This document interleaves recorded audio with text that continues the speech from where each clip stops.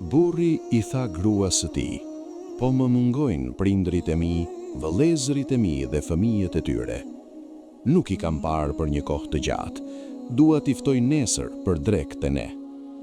Gruaja pa vullnet I tha: "Inshallah."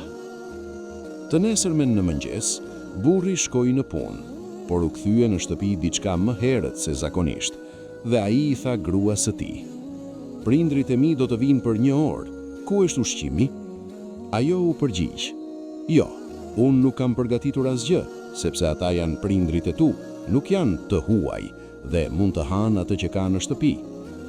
Burri me atë rast I tha: "Allahu të falt, pse nuk the dje se nuk do të përgatisësh asgjë, kurse tash ata për 1 orë do të jenë këtu?"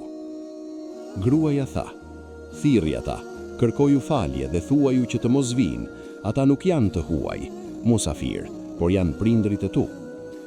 Burri doli nga shtëpia, I pikëlluar dhe I menduar. Pas një kohe të shkurtër, cingëroi zilja në derën e hyrjes së shtëpisë.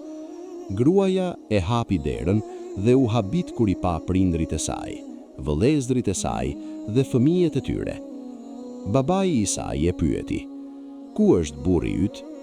Ajo u përgjigj: "Ai doli pak më parë." Babai I saj u shpreh I irrituar: "Por burri yt dje na ftoi neve për drek, kurse tani ai nuk është këtu." Gruaja u nervozua, e thirri burrin dhe e pyeti me zemërim: "Pse ti nuk më the që I ke thirrur prindrit e mi për drek?" Ai I u përgjigj me një ton të qetë: "Prindrit e mi janë prindrit e tu, dhe prindrit e tu janë prindrit e mi. Për mua nuk ka dallim mes tyre." Gruaja e ndërpreu me inat: "Të lutem, shko në ndonjë restorant luksoz dhe sillu ushqimin më të mirë, sepse në shtëpi nuk ka asgjë që mund t'ju ofroj atyre."